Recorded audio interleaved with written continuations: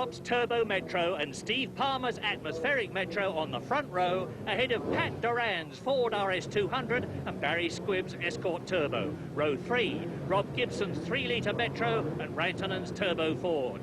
Silvernoinen and Carnegie next up, with Trevor Hopkins and Ole Arneson making it 10. And in pole position, Will Gollop's body language says he needs to take his 3rd Grand Prix win. It's action! Into paddock. It's a fantastic start by Will Gollop. Pat Duran 2nd, Palmer down to 3rd, and Duran's bodywork is flapping. In car with Will Gollop. It's a clear track ahead. It's foot hard down. Through the S's, Gollop leads, Duran 2nd, Palmer 3rd, Gibson 4th, and Squibb, it's Phil Silvernoinen who goes off. In car again with Gollop, and that rebuilt Metro is the car to beat. Those 600 man-hours were well spent through Langley's. And Pat Duran is really trying, with Palmer and Gibson right behind him. So Gollop leads into Hoppies. Duran 2nd, Palmer 3rd, Gibson 4th. Will Gollop exits Hoppy's drop to rejoin the tarmac. Whitstable will is go, and he's looking unbeatable into the chicane. But it's close for 2nd. Duran, Palmer, Gibson and Squibb is closing. Out of the chicane. Gibson closing up on Palmer, he's going through. Palmer slides wide. And Squibb on the left moves up into 4th position. And number 11, Steve Palmer, is struggling. In car with Gollop. Look at it, look at the concentration. Out of Druids, into the knife edge again. Pat Duran is superb 2nd in only his 2nd season of Rallycross. Gibson is 3rd, Squibb 4th, Palmer 5th. Number 28, Dermot Carnegie is in 6th place, into Hoppies. And out of it, Squibb is 4th in the ex-Martin Shanker Escort. And Steve Palmer, there he is fighting back. This is the battle for 4th. And Barry Squibb, a 40-year-old Rotelier from Torquay, has got it, number 16. Round tumble downhill. This is where it gets very slippery indeed. Into the S's, up Halewood Hill, back onto the tarmac. And it's flat out, brake hard for Druids. And at Druids, it's an effortless-looking Will Gollop up front with 3 laps to go. In car with Will, across the knife edge. But no one has won the British Grand Prix 3 times. Look at number 15, Rob Gibson in the yellow Metro. He's right up with Duran. Into Hoppies drop, Gollop leads. Duran 2nd, Gibson 3rd. Metro, Ford, Metro. Onto the chicane, in car, with Will Gollop. And they're catching him. Look, Duran, and behind him, Gibson. And Gibson is almost off the ground as he goes into paddock. It's contact. He's opened up Duran's engine cover. Through the S's. Bang, he's done it again. Up to Druids. They're together. Will is in trouble. Will is it? Gollop is in trouble. Duran goes through. Gibson goes past. Left rear puncture. That's it. And they're all over Gollop. There's Gollop.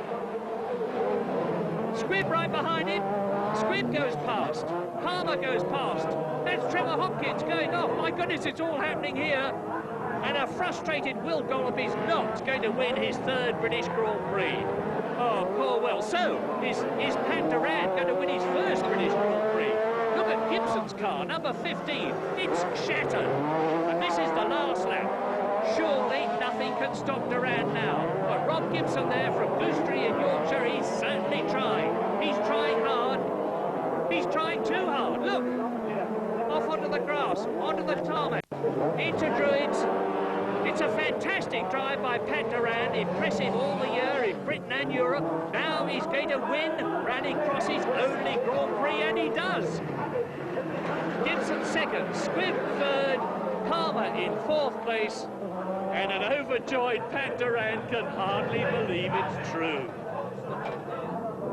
Well, number 15, Rob Gibson may have finished, but only just. And a dejected Will Gollop, defeated by that puncture, can only think of what might have been. And here's how the lead changed at Druids. Gollop, first of all, hit by Duran, then by Gibson. And Gibson's car absolutely shattered. Now, here's a replay from Gollop's point of view. Into Druids, there goes Duran. There goes Gibson, it's biff, bang, and through. And Gollop is out.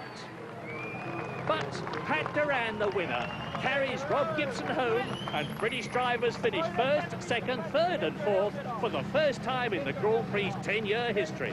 Because it's Pat Duran first in his RS200, Rob Gibson second in his Metro, Barry Squibb third in his Turbo Escort, and Steve Palmer fourth in his Metro. Great driving and a great meeting. And Pat Duran, a big man with a very big personality, a Grand Prix winner. And while the top three treat the champagne in the same way they treat their bodywork, Will Gollop reflects on the win that slipped away. Well, I actually thought it was the last lap, and I got the puncture going through Paddock Bend. It's quite a long way from where they actually came by me, but I thought I could hang on to it, but then I realised it was another lap, all was lost.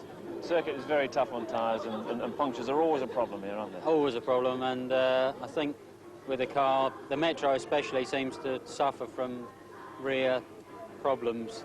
There's a lot of the drive goes to the rear because it's fairly short wheelbase, and the car sits back on the back wheels a lot.